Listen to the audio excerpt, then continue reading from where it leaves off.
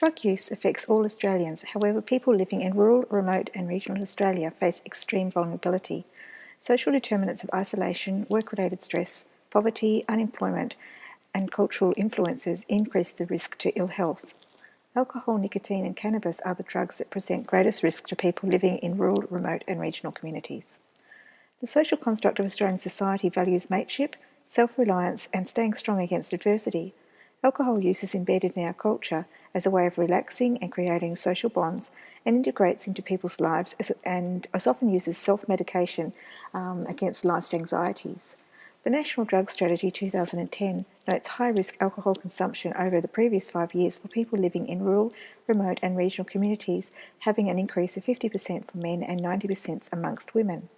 A strong marketing program during this period stabilised the consumption patterns in the last 2 years of the study. However, figures for rural, remote and regional communities continued to increase.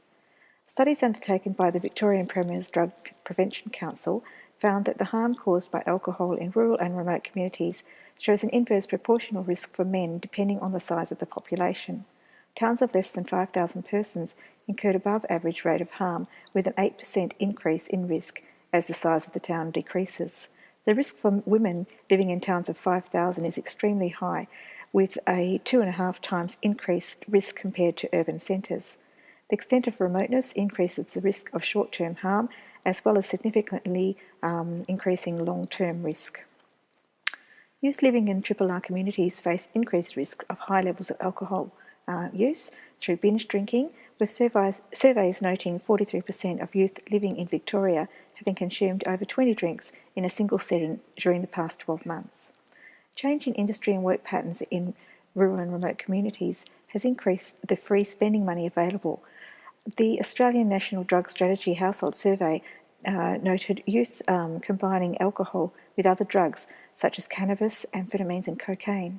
The primary reason for alcohol use that was given by youth was for socialisation. Harm factors for rural communities include social isolation, loneliness and boredom. The risk increased due to family separation as people travel to urban areas for education, work and socialisation. Smaller communities place pressure on people to fit in and internalise their problems and use alcohol as a stress release. And seasonal work increases binge drinking opportunities and the social construct associated with alcohol of mateship, strength, resilience and fitting in.